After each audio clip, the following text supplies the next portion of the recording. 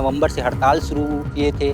आज 12 नवंबर है, 8 दिन से ज़्यादा का समय बीत चुका है, लेकिन उनकी मांगों को अभी तक पूरा नहीं किया गया है। सहकारिता विभाग ने ये निर्णय लिया है कि धान खरीदी के लिए एक वैकल्पिक समिति का गठन किया जाएगा और उनका कहना है कि उनका हड़ताल लगातार जारी रहेगा जब तक उनकी मांगें पूरी नहीं की जाएगी। लेकिन वैकल्पिक समिति के गठन से कहीं न कहीं धान खरीदी प्रभावित होने वाली है।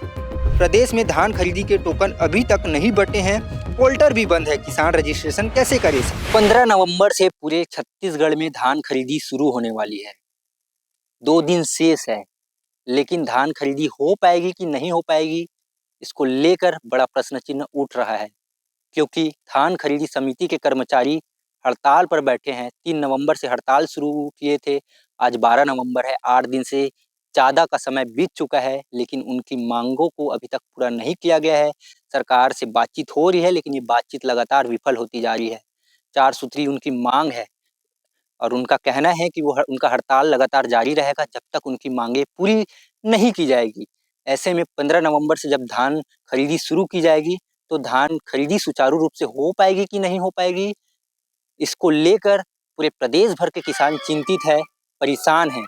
तो किसान की चिंता को दूर करने के लिए धान खरीदी में कोई बाध्य ना आए, कोई रुकावट ना आए, 15 नवंबर से धान खरीदी शुरू हो जाए, इसके लिए सहकारिता विभाग ने एक बड़ा निर्णय लिया है। उन्होंने वैकल्पिक समिति के गठन की घोषणा किया है। उन्होंने वैकल्पिक समिति गठन करने के लिए निर्देश जारी किया है। कलेक्टर और संभागीय आयुक्त को ये निर्देश दिए गए हैं कि वो जल्द से जल्द वैकल्पिक समिति का गठन करे।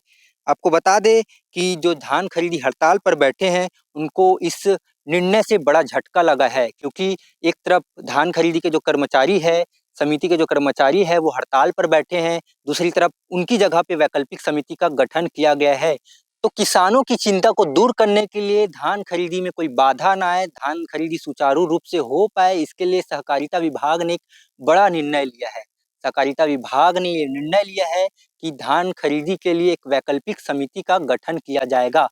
इसके लिए उन्होंने जिला कलेक्टर और संभागीय आयुक्त को ये आदेश दे दिया है, ये निर्देश दे दिया है कि इसके लिए वैकल्पिक समिति का गठन किया जाए। और इस वैकल्पिक समिति में आपको बता दें कि इस वैकल्पिक समिति में जो अधिकारी होते हैं, वो शामिल रहेंगे, साथ ही साथ सरकारी कर्मचारी भी शामिल रहेंगे। सबसे पहले आप तस्वीर में देखिए कि सहकारिता विभाग के जो निर्देश है, उसमें क्या कुछ लिखा है।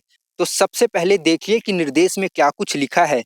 धान उपार्जन का कार्य सुचारू रूप से संचालित किए जाने हेतु वैकल्पिक व्यवस्था के तहत समिति कर्मचारी के स्थान पर सुविधा अनुसार सहकारिता विभाग के वरिष्ठ सहकारी निरीक्षक, सहकारिता विस्तार अधिकारी के अतिरिक्त अन्य विभागों जैसे राजस्व, खाद्य, कृषि विभाग आदि के साथ ही जिले में उपलब्ध अन्य विभागों के कर्मचारियों को समिति प्रबंधक का प्रभार सौंप कर धान उपार्जन का कार्य कराया जा सकता है। कृपया इस हेतु तत्काल आवश्यक यथोचित कार्रवाई करने का कष्ट करे। यानी कि जो सरकारी अधिकारी होते हैं, सरकारी विभाग के जो कर्मचारी होते हैं, वो धान खरीदी के लिए जो समिति है उनमें शामिल रहेंगे, यानी कि धान खरीदी सरकारी कर्मचारी और अधिकारी मिलकर करेंगे।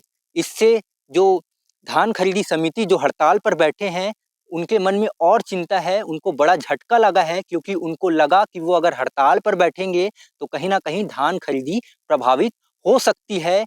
धान खरीदी में बाधा आएगा, जिसके बाद सरकारी हमारी मांगों को पूरा करेगी। लेकिन सरकार उनकी मांगों को पूरा नहीं की है, बल्कि एक वैकल्पिक समिति बनाने की घोषणा कर दी है, निर्देश दिए हैं कि एक वैकल्पिक समिति बनाया जाए, उसमें सरकारी विभाग के जो कर्मचारी हैं, अधिकारी हैं, उन्हें उस समिति में शामिल किया जाए, ताकि धान खरीदी में किसी प्रकार की बाधा ना आ पाए। लेकिन वैकल्पिक समिति के गठन से कहीं न कहीं धान खरीदी प्रभावित होने वाली है।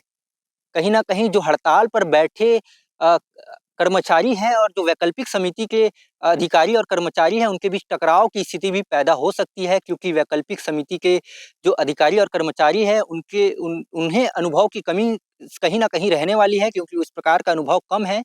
तो अनुभव की कमी के कारण कहीं न कहीं धान खरीदी में लेट लतीफ़ी होने वाली है। इससे किसानों को काफ़ी नुकसान हो सकता है कि समय पर उनका धान नहीं खरीदा जा सके। ऐसे में सरकार और जो समिति हड़ताल पर बैठे समिति के लोग हैं, उन्हें कहीं न कहीं बात करना बेहद ज़रूरी है, क्योंकि राजनांदगाँव में 96 केंद्र है और 96 केंद्र में धान खरीदी के लिए जितने भी अधिकारी हैं, कर्मचारी हैं, वो जाके धान खरीदी करवा पाएँ, ऐसा पॉसिबिलिटी जो है वो कम नज़र आती है। लेकिन सरकार अपने स्तर पर प्रयास कर रही है, उन्होंने वैकल्पिक समिति के गठन की घोषणा कर दी है और 15 नवंबर में कोई बाधा ना आ पाए, 15 नवंबर से ही धान शुरू हो जाए, इसके लिए उन्होंने वैकल्पिक समिति का गठन भी किया है।